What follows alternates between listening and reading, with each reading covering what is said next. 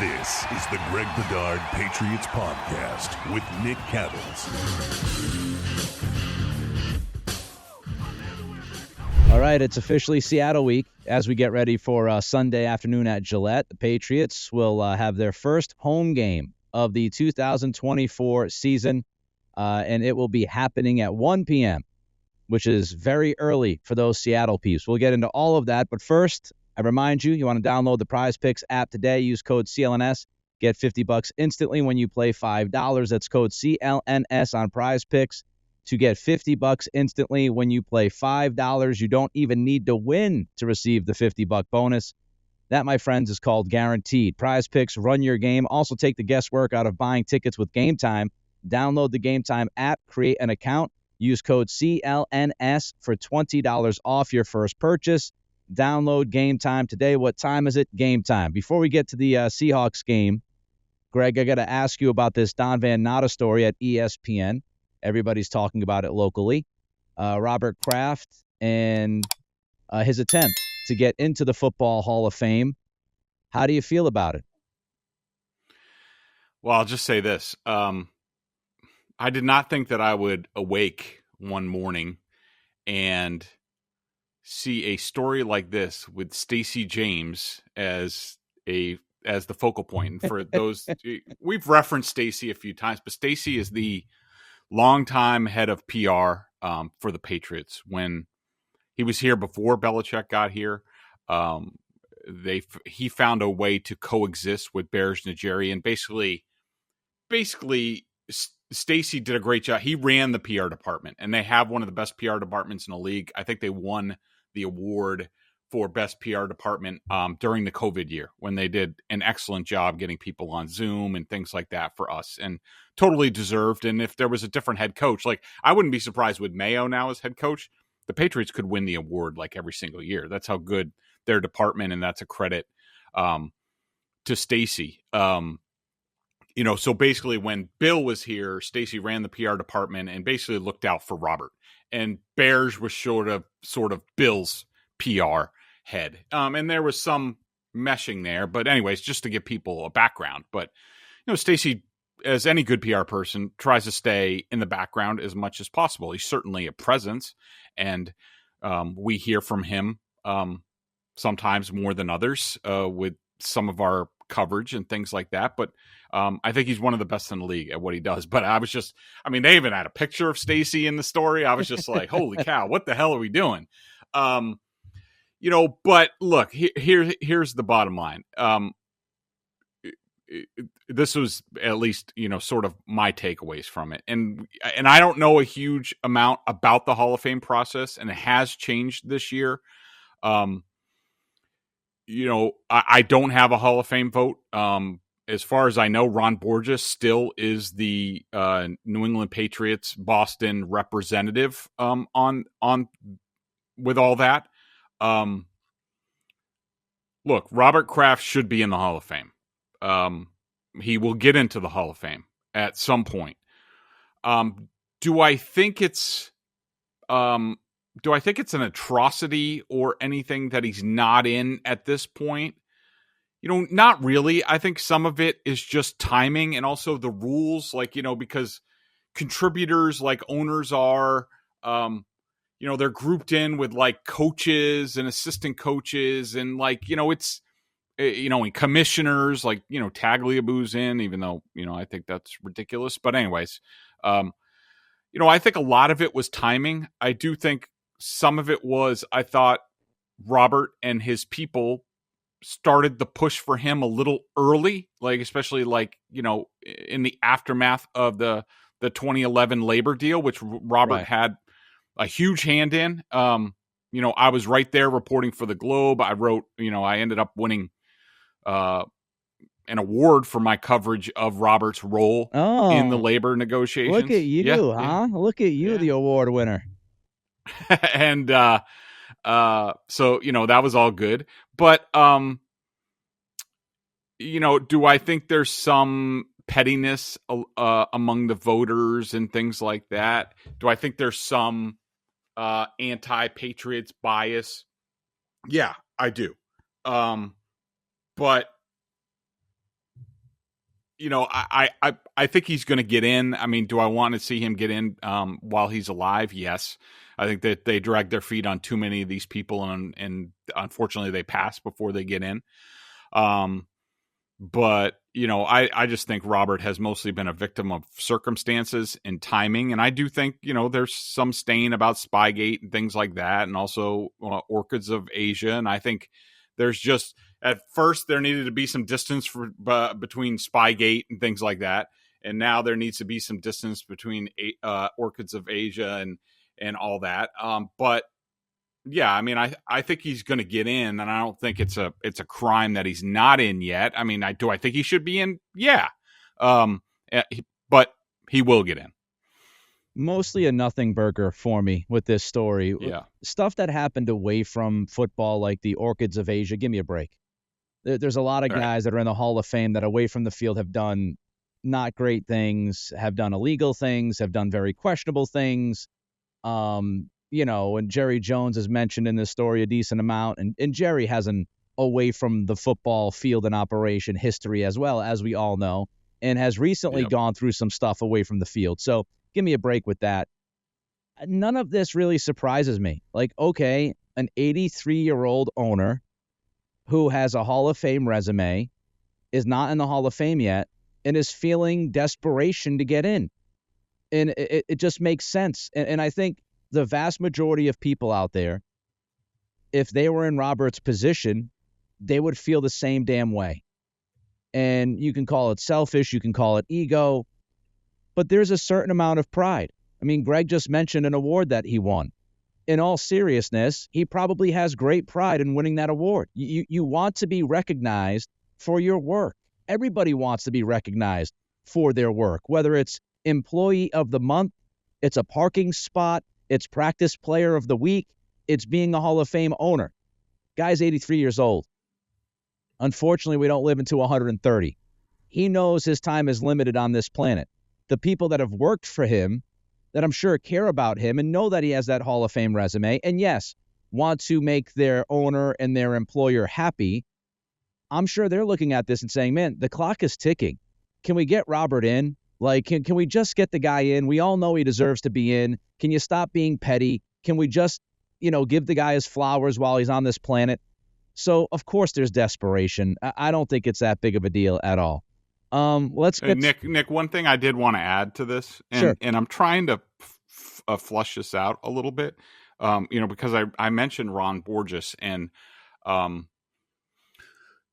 really don't know the answer. I've reached out to Peter King and other people on the Hall of Fame voting rules that I really don't understand. I did find it odd. Like, I found myself when I read the story, probably the biggest question I had was, well, where's Ron Borges in all this? He's the local representative. Often we certainly hear it about the players. I don't know if it's the same way with contributors and owners, where the local people make the pitch to the voting staff. And there's, up until now, and maybe now, there's this subcommittee that's part of this. And that's really where Robert's been getting. I think he's only gotten through the subcommittee once. So just one question I had, and I'm trying to get an answer to this, is, and I'll probably call Ron after this to ask him, what he thinks. But what is Ron Borges's role, or any local rep, in all that? So I just wanted to say that. All right, let's move on to the coaches. The offensive coaches spoke with you guys today at Gillette. I have not been at Gillette in a couple of weeks due to some personal situations like COVID and a terrible back issue. But you were out there today, and you spoke with Alex Van Pelt. You spoke with some of the offensive assistants. I'm sure there wasn't like any big news items here, Greg, but what were some of your takeaways, if you had any takeaways? So, not a ton. I mean, I asked Alex Van Pelt about Mike Macdonald, the Seahawks coach, because we obviously know that there was a lot of familiarity with the Patriots offensive coaching staff going against the Bengals last week from being with the Browns. Mike Macdonald was with the Ravens previously. So, Alex basically said, like, yes, there's some carryover with that. I'm trying to think, I was with Scott Peters for a bit. I asked Tyler Hughes, the wide receivers coach, about Pop Douglas and his lack of usage. And he basically said like it was sort of I think what we sort of talked about, it was sort of like just a byproduct of the game and the reads. I don't think it was anything game plan specific where they were like, well, I don't think Pop's going to get many opportunities. I do think he had opportunities that sometimes pressure was an issue for Jacoby being able to go through all his reads. Hughes did say that there were multiple times when Pop Douglas was one of the first two primary reads on the play. So they certainly have a plan for him to get him involved, and they want to get him involved. Scott Peters, the offensive line coach, he talked about really the most significant part that I heard. I asked him about Michael Jordan, the left guard, and I don't think many people have been talking about this, but I did hear, and I think I remarked on the last podcast that David Andrews on his podcast talked about how a great summer Michael Jordan had, and I thought the Patriots were to have a guy with this much experience, to have to release him with the 4 waiver claims, I'm sure they were sort of holding their breath a little bit. I think they were very fortunate that they were able to get him to the practice squad and then elevate him. But Scott Peters was certainly very complimentary of Michael Jordan and the job that he did in the opener. All right, let's jump into the leftovers if we have any from the Bengals game. I've got a couple. The first I'll say is the offensive line, Greg. Thinking about it over the last few days, I actually feel like Sunday's game really proves many of the points that you and I have made over the past few weeks about this O-line, which is don't panic yet. Relax a little bit. And the reason why I say that, and we can look at the 50% pressure rate that Greg had. It was over 50% against the Bengals. But that was really 2 primary spots. It was left tackle and right guard. Layden Robinson, rookie. And, a lot of that stuff, correct me if I'm wrong, Greg, but a lot of the stuff that Layden had issues with in the pass pressure was stunts and kind of, different looks and communication issues, rookie problems, up and down rookie problems. So I stand by what I said and over the last few weeks, which is I'm not panicked. I'm not going to be panicked until week 5 or 6. Mm-hmm. And if you look at it overall, Greg, we now know Michael Jordan, yes, it's 1 game, but he is a veteran NFL guy, as Greg just said, and he did a pretty good job holding his water at left guard. So I really feel like, and Brian Baldinger tweeted out a video 3 minutes long of Layden Robinson and Caden Wallace and the good job they did as rookies in the run game. He tweeted that out earlier today. You can check it out at his Twitter account. But I really think, agree with me or disagree with me, Greg, you look at the big picture, you could have Robinson at left guard if need be, Andrew center, you could move Owenu back to right guard if you want, and have Caden Wallace if he continues to improve at right tackle. That's 4 out of the 5, and you have some guard depth now with Michael Jordan and Sidney So. I just feel like left tackle, that's the one thing we'll look at. But if you get 4 out of 5, you should be in decent shape. Yeah, and I do think that Cole Strange is going to be back sooner. Good point. Rather than later. Of course, he's on IR, so he has to be out the first 4 weeks. Could he play tackle, Greg? In this system, outside zone, could he play tackle? I doubt it. I mean, maybe. I mean, it's and we hear a lot of this stuff, and I hear callers and whether I'm doing a BSJ member chat, like everybody is like, well, can Michael Owenu play left tackle? Like it's not. It's not fantasy football, and like Layden Robinson, for example. Like I don't think you can just flip him over to left guard as a rookie, especially like the younger guys, the rookies. Like you just, for a while, you just want to give them one thing to work on and to get better at that. And you also have to keep in mind that Layden Robinson primarily played right guard in college. So there's a lot of comfort for him. Like I do not want to move Layden Robinson at all. Because I think he's going to get better every time he's out there. I think we saw that on the practice field all summer, that like the more every day he got better. And so I just want him to get better. Michael Owenu will continue to get in better shape. the more he plays. And, I mean, he was really good at right tackle in that game. And so, I think the left tackle thing, I think it's going to be low. I mean, I think they're going to eventually, Michael Jordan, like I said, and I think Scott Peters referenced this, Michael Jordan's probably their best zone blocking offensive lineman. He's been through it before. Technically, he's very good. I think, they're going to get to a place sooner rather than later where really the left tackle is the only thing you have to worry about. And like we said all along, it doesn't matter whether it's left or right. I mean, you would ideally like it to be the right tackle. Like we're going to see that with, Seattle this weekend where they're having huge issues at right tackle, where you just have one spot where you need to help. Even if it's left tackle, you can deal with that. So I think the Patriots are in a good place. And I think this, and this is something I've been saying throughout. Like I wasn't overly worried about, the offensive line. And I think they're going to get better and better as the season goes on. Yeah, you and I have been consistent on that. If anybody wants to question it, we've been consistent on the O-line.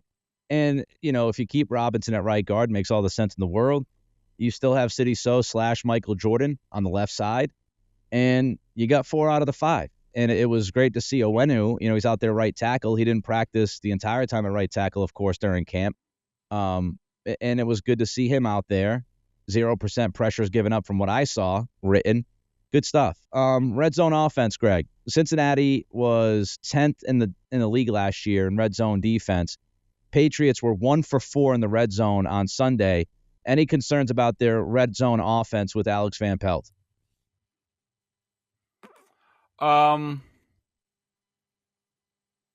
not yet. I mean, I do think, and Van Pelt referenced, something about like, well, first of all, you had the Hunter Henry play where, I think Hunter Henry was open. I think that if I remember correctly, I think Jacoby was getting sort of hit at the same time that he threw, and that led to the ball being slightly underthrown. But I thought that was schemed up well. Van Pelt referenced that there was a 3rd down in the red zone. I might have been Polk where Jacoby had a chance to throw a touchdown pass. It was Polk, but yeah, Jacoby made a different decision, and Van Pelt was fine with it because Jacoby just as a veteran made the decision of like, I'm just going to do this and we're just going to get the field goal and get out of here and just manage the game. Like if it was different, I think Van Pelt said like, if the score was tied or they were behind, Jacoby probably throws it and throws a touchdown pass. And so, no, right now, after 1 week in opening week, no, I don't have a lot of huge concerns, but this is going to be a big test on Sunday with this defense. Last question for you before we get to, our friends at Prize Picks. Greg has a message for you, some info for you, and then we'll get to the Seahawks. Just one more question. We all agree that, scoring 16 points every week is not a recipe to win football games consistently in 2024. But how much more explosive, Greg? You just brought up the Jalen Polk play. I know others have written. I've seen videos out there, clips, Tayler Kyles and other people throwing them out there saying, look, there were guys open. And some of it was pressure. Some of it was Brissett didn't see the guy. Some of it was Brissett picked the wrong guy. First play of the third quarter, I think you said, he throws to Tyquan Thornton, but Polk on the opposite side was actually the guy who got open. So that was a little bit of a questionable decision. How much more explosive can this offense be, do you believe, if they get a little bit better protection up front? I mean, it's one of my big worries. I'm not sure how much more explosive. I think a lot of it depends on which Jacoby do we see. Is it the Jacoby that we saw on Sunday, who basically played in the rhythm of the offense, or is it the old Jacoby who sort of pats the ball and gets a little hitch in his step where he's taking a while to get through? I thought the Patriots were fortunate that they didn't take more sacks in that game, and that's a credit to Jacoby. I also think he was fortunate. There were a couple times where he was bumped pretty good, but he was able to, like that one rollout where he got bumped and he almost stumbled down, and then he was able to make a play. I think a lot of their explosive plays, at least in the passing game, are going to have to come from scheme, and also, just maybe like even a bubble to Pop Douglas or Tyquan Thornton or Jalen Polk or something like that. To me, I mean, I don't have a ton of confidence that they're going to be, all that explosive this season, but we'll have to see how it goes. We'll get to Seattle in a minute, but before we do that, Greg, tell the fine people watching and listening what you got in store for Prize Picks this week. Prize Picks is America's #1 daily fantasy sports app with over 5 million active members. Prize Picks is the easiest and most exciting way to play daily fantasy sports. Unlike other apps, on Prize Picks, it's just you against the numbers. This is what you do. All you do is pick more or less on 2 to 6 player stat projections and watch the winnings roll in. This month, 1 Caleb Williams passing yard gets you 1 win on Prize Picks, so it's a free box for you. That's right. Only 1 yard gets you an automatic win on every football weekend in September. So really, to win money, you just need 1 more right prediction and you'll win. That's 4 weeks of free W's. Don't miss this deal on Prize Picks because it's gone when September ends. You can now win up to 100 times your money on Prize Picks with as little as 4 correct picks. Let me give you my picks for this week. And again, I'm staying Patriots centric because I don't know what the hell's going on in the rest of the league, really, because I'm pretty busy on Sundays and Mondays and Tuesdays and Wednesdays. So I definitely have the Caleb Williams free box. I have Demario Douglas more than 34.5 receiving yards. I got a feeling after week 1, they're going to make a little bit more of a concerted effort to get Pop involved. I also think that Seattle, the way that they play, I think it's going to be tough on the perimeter. I think they're going to have to make their living in the middle of the field with Pop and the tight ends. I have Geno Smith, less than 221.5 passing yards. That I have confidence in the Patriots DBs and also their pass rush to sort of make this a rock fight between the two teams that are very similar, which we'll talk about in a second. I have Hunter Henry, more than 27.5 receiving yards. Hooper got his fair share last week. I think Hunter is another guy that they'll double down on. I think he'll be a big red zone threat again. And I have Jacoby Brissett less than 184.5 passing yards. Sorry. I mean, I still think the Patriots have a chance to win the game, but I think it's going to be, a lot of running, a lot of ball control. I don't think it's going to be an air out type scenario. So those are my Prize Picks this week. Download the Prize Picks app today and use code CLNS and get $50 instantly when you play $5. That's code CLNS on Prize Picks to get $50 instantly when you play $5. You don't even need to win to receive the $50 bonus. It's guaranteed. Prize Picks, run your game. I started doing my work on the Seahawks yesterday, and I'm looking at a lot of the statistics and analytics, and I'm reading about them. And what struck me is what you just said, Greg. These two football teams on Sunday that you're going to watch are incredibly similar when it comes to both, at least 2 of the 3 phases, offensively and defensively, from 30,000 feet, Greg. Just explain to the people out there why they are so similar. So let's start with the offense. We could start with the quarterbacks. I mean, Geno Smith and Jacoby Brissett are, very similar. I mean, I think Geno Smith is better. Obviously, he's gotten, more starting opportunities and a bigger contract. So that sort of shows you where the league values him. But, they're very similar in that they're big, strong quarterbacks, and they'd rather throw than run, but they will run. And Geno Smith had a 34-yard touchdown run last week against the Broncos. They're both challenged on the offensive line. I will say Seattle has probably right now the best offensive lineman among the group with Charles Cross at left tackle. Yep. But they're very weak at right guard. And right tackle is basically the equivalent of the Patriots left tackle. One of their top rookies is already hurt, or one of their top players is already hurt at right tackle. Then they had to go to George Fant, which it seems like we talk about every year on this podcast because the Patriots are playing him. He used to be on the Jets. He stinks. He got hurt.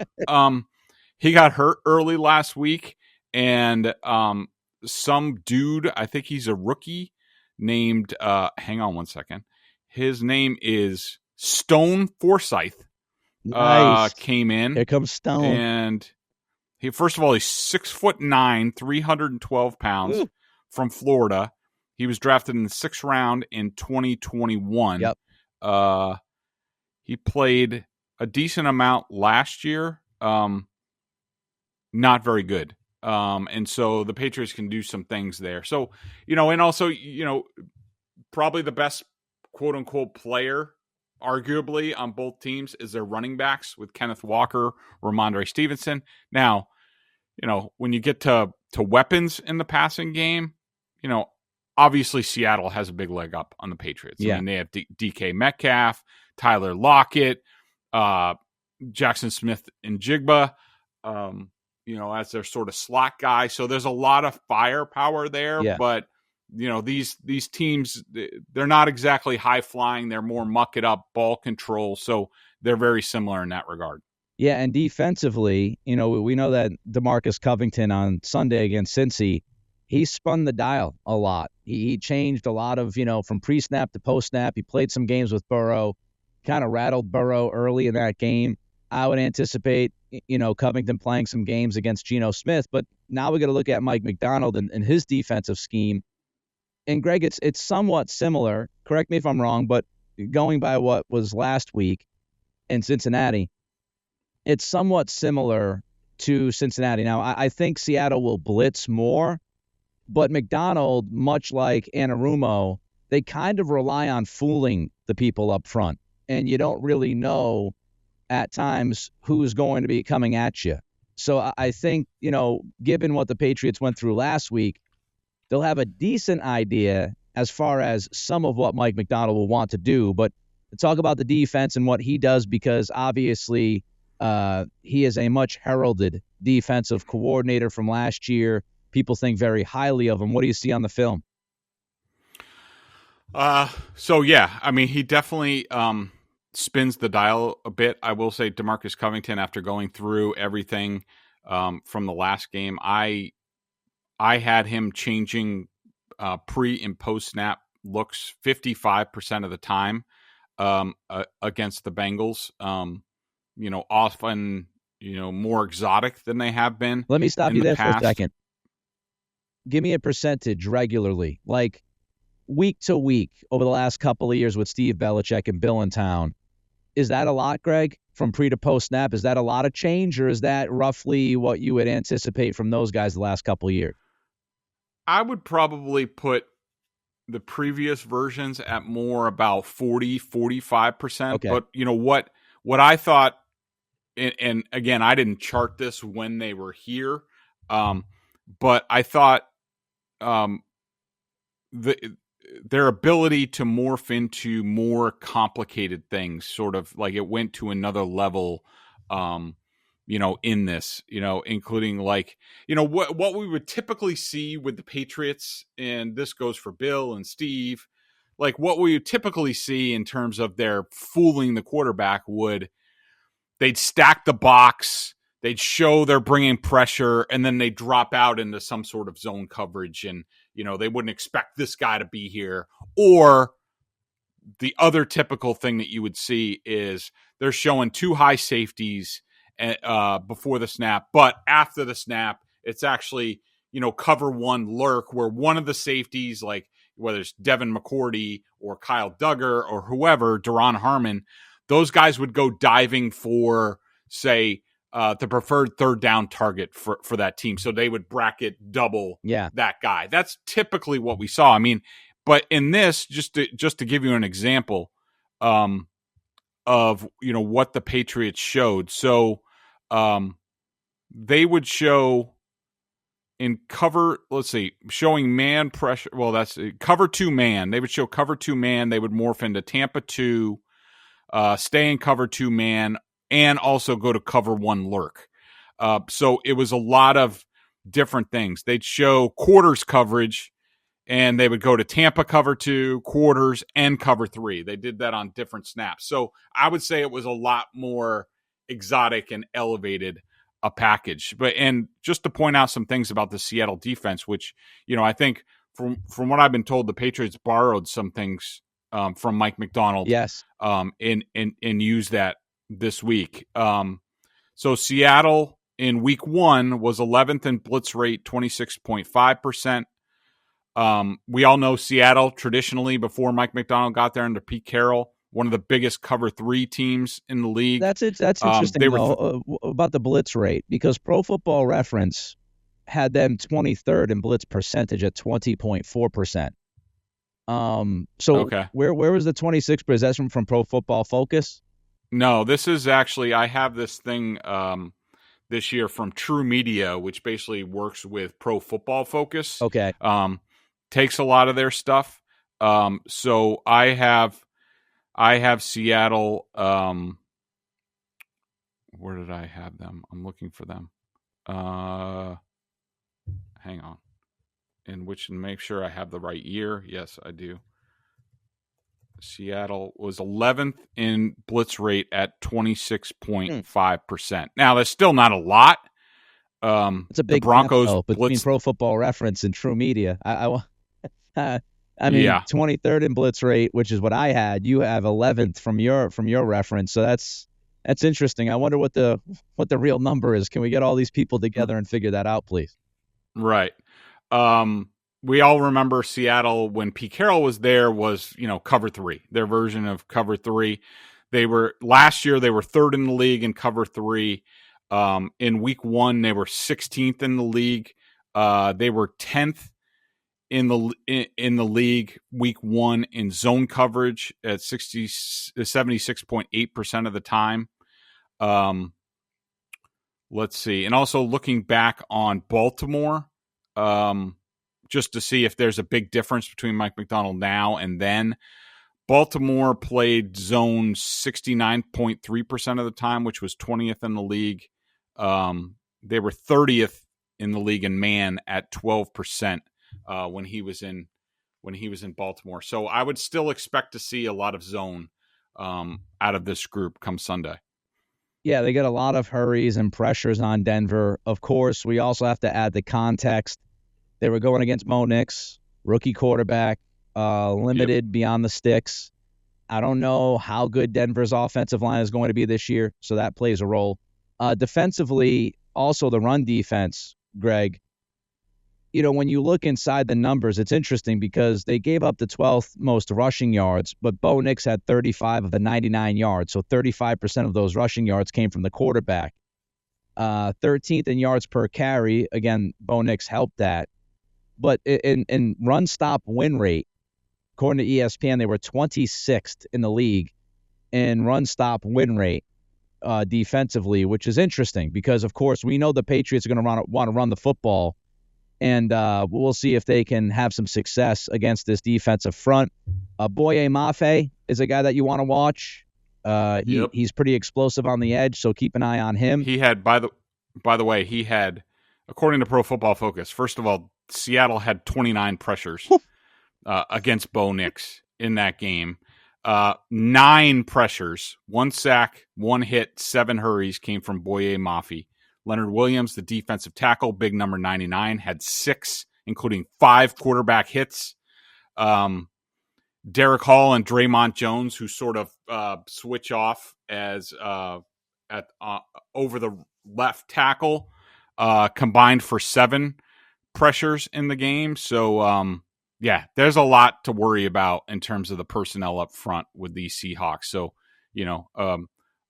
definitely, I think a much bigger challenge than the Patriots encountered last week against the Bengals.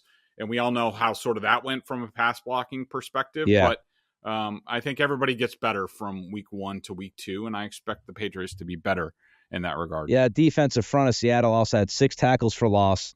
Seattle's defense forced 2 fumbles. They had 2 picks. On the back end, they're not a joke at all. They've got Woolen. They've got Witherspoon. Julian Love from Notre Dame, by the way. Shitty loss last weekend. Don't even want to talk about it. Oh, boy. Julian Love is legit. He had an interception. He had 12 tackles. Very active. So it's a tough defense. Before we get to the offense, Greg, let's have you tell the people about our friends at Game Time. It's that time of year. It's football season. Great weather outside. It's beautiful in New England. You got to get to a football game. That's what this weather signifies to me. You got to go enjoy it while we can before we're locked inside forever.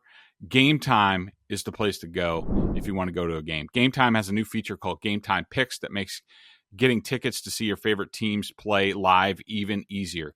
Game Time Picks filters out the fluff to show you only incredible deals on great seats so you don't have to waste time searching through thousands of tickets. I love the all-in pricing. You click a little bit button. You don't have to worry about the fees that you get other places where you're like, oh, cool, the ticket's not that much. We can go. Me and the wife can go, see Pearl Jam or whatever at Fenway Park. But then you get to it and they're, it's almost double in fees. You don't have to worry about that at Game Time. And I also love the seat views. Get a panoramic view from your seat in the app before you buy it. That's a must for me. I love that component of their app.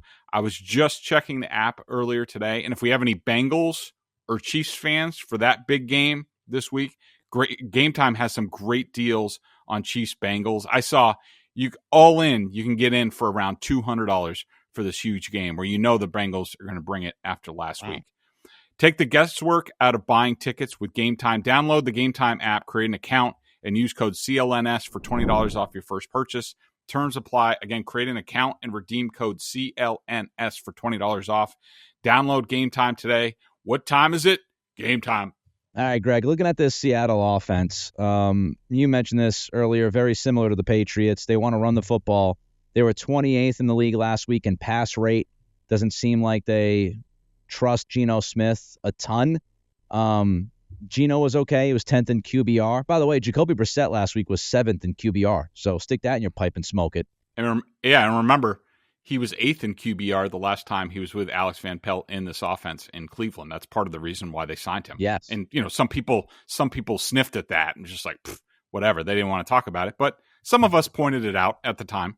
So we look at the offensive line, though, right? They were 29th in pass block win rate. Woof. And they were 27th in run block win rate. Woof. So very similar teams. Offensive line questions, some trouble at a tackle spot. They want to run the football. And, looking at this, Kenneth Walker, I think this is the biggest story, Greg. He did not practice yesterday. He left that game on Sunday against Denver in the fourth quarter. He never returned. It's an abdomen issue. They need Kenneth Walker to be their best. But just your overall thoughts on this offensive operation and what Seattle's trying to accomplish with these guys. Yeah, I think you're absolutely right to point out. I mean, the Walker, injury is huge, and potentially we'll have to see, what he does this week. Zach Charbonnet is the backup, and he's solid, but he's no Kenneth Walker, who's explosive.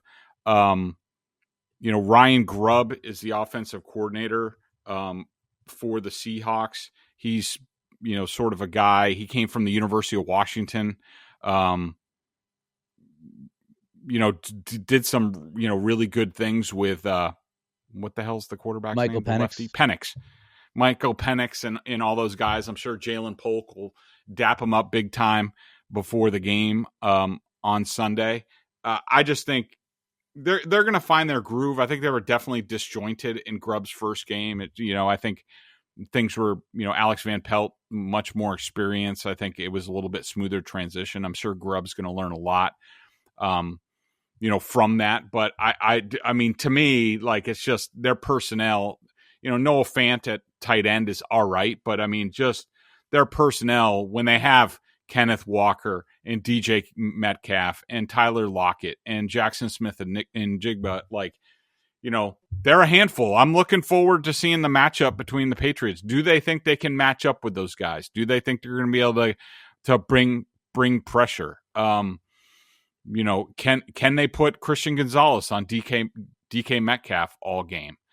Can you put Jonathan Jones on? You would think he would be more of a Tyler Lockett guy. Yeah. Yep.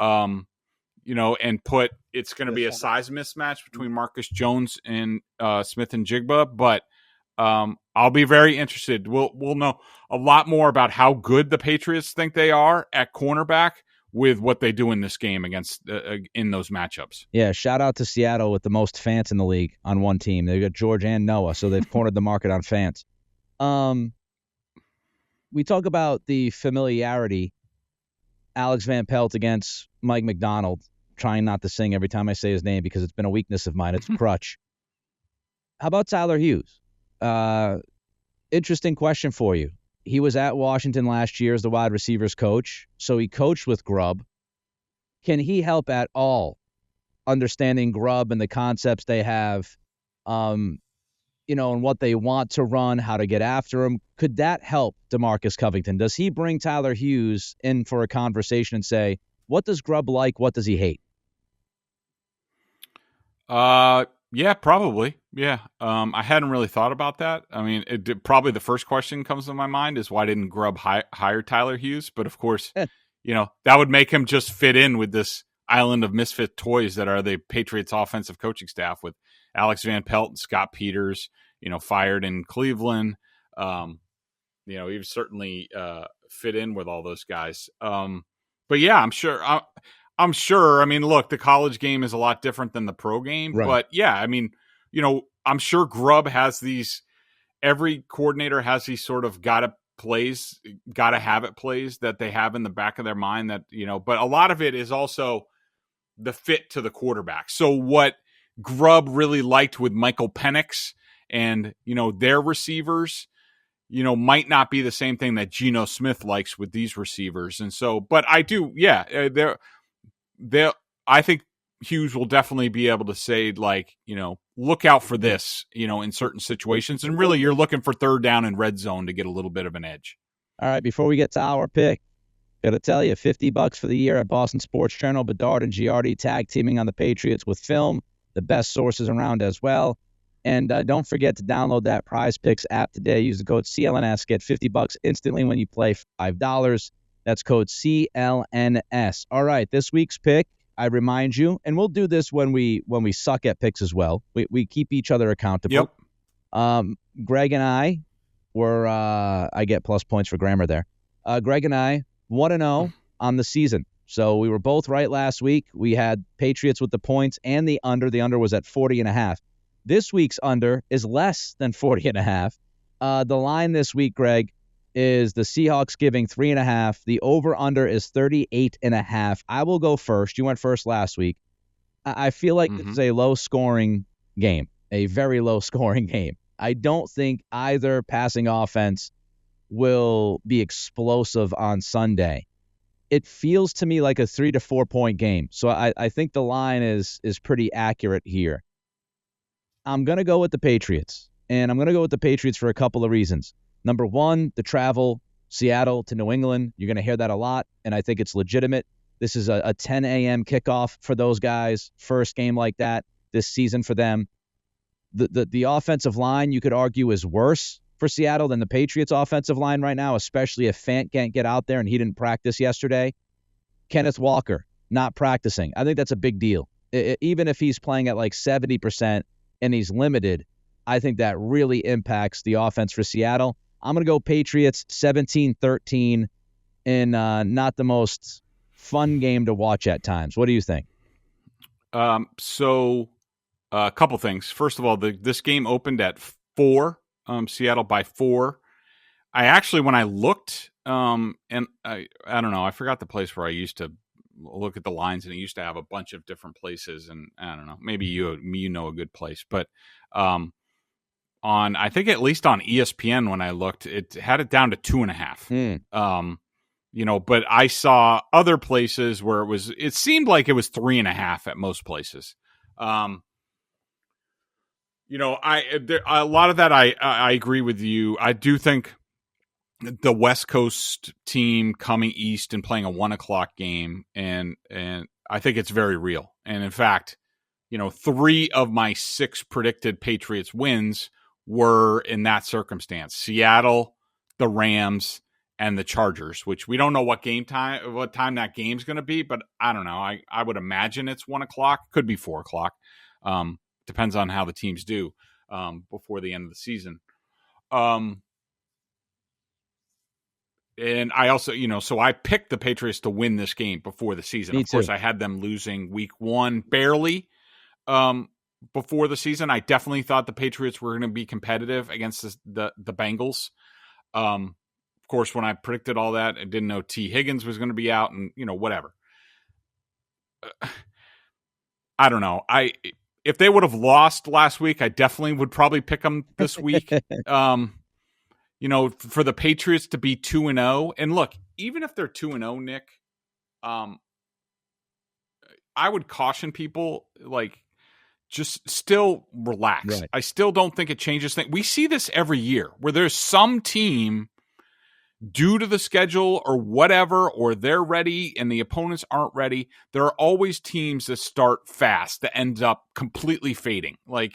It happens every single year. And the Patriots could be that team this year. They could be 2-0. They could be 3-0 with how the Jets looked against the 49ers and Aaron Rodgers playing, on 4 days rest at his age. Who knows what's going to happen? But look, the bottom line is, I just think the Seahawks are just better in too many places. And I do think the travel works to the Patriots' advantage. I do like Mike McDonald. I listened to some of his press conferences this week. He impresses me with it. He's a very smart guy. I mean, I don't know how many feelings he is, and I don't know if he's on the vibes train like Gerard Mayo is, but in terms of analyzing and understanding how to win a game, I think he's excellent. We'll see what kind of head coach he is. But I just think the Seahawks are better. Let's just say the offense, let's say the coaching is even in this game with 2 first-year head coaches and what have you. I think the Seahawks have the better quarterback. They have the better left tackle. I think all 3 of their receivers are better than anybody the Patriots have. I think their defensive personnel is better than the Patriots. And for that reason, I'm going to pick the Seahawks 23-17. So I guess that's over. 23 points against that Patriots defense with a banged up Kenneth Walker. That'd be interesting. I do think also we should say this is a turnover game. I think these teams are – I agree with you, Greg, that Seattle's got more talent, but they're very similar, as we've talked about. Whoever turns the ball over, it sounds so cliche, but it's so damn true. If the Patriots have a turnover and Seattle takes care of the ball, you can be talking about a 3-point win versus a 3-point loss, or a tie game late to a touchdown game. So you got to take care of the football. All right, so we disagree. First time we've disagreed this year. I'm going to end up being right. Greg will be wrong. We'll have fun with that next week. Everybody enjoy your weekend. Be well. Enjoy the damn weather. And if you're going out there for the game on Sunday, go crazy. Be responsible, but go crazy. We'll talk to you early next week.